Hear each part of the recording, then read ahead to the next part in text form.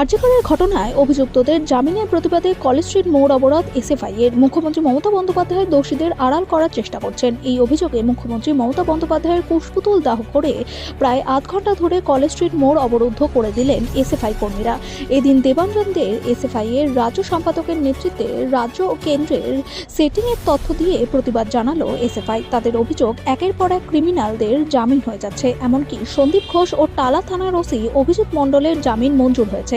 এদিন রাজ্যের সঙ্গে কেন্দ্রের সেটিংয়ের ফলে অপরাধীরা ছাড়া পেয়ে যাচ্ছেন বলে অভিযোগ করলেন এসএফআই এর রাজ্য সম্পাদক দেবাঞ্জন দে। তার অভিযোগ, সন্দীপ ঘোষ 1 নম্বর ক্রিমিনাল, তার জামিন হয়ে যাচ্ছে। টালা থানার ওসি, যার বিরুদ্ধে তথ্য লোপাট করার অভিযোগ, তার জামিন হয়ে যাচ্ছে। তাদের হুঁশিয়ারি, কাদম্বিনী খুন ও ধর্ষণের ঘটনায় তারা শেষ দেখেই ছাড়বে।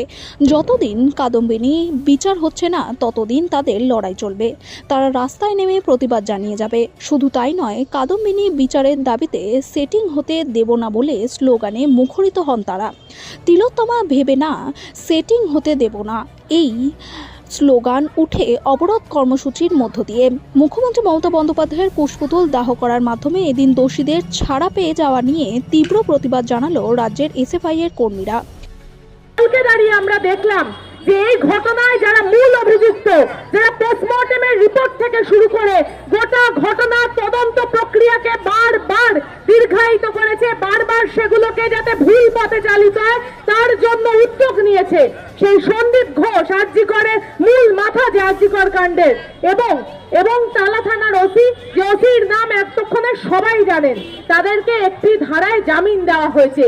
এই ঘটনা এবং এর সাথে সাথে গতকাল আমরা দেখেছি পার্থ চ্যাটার্জি, তাকে জামিন দেওয়া হয়েছে।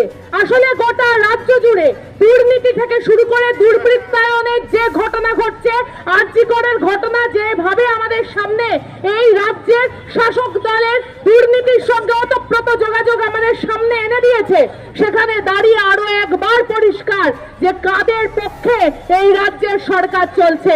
আসলে এই সময় দাঁড়িয়ে যখন ছাত্রীরা ধর্ষিত হচ্ছে, খুন হচ্ছে, তখন সরকারের পক্ষ থেকে, তৃণমূলের পক্ষ থেকে ধর্ষকদের বাঁচানোর জন্য একের পর এক উদ্যোগ নেওয়া হয়েছে।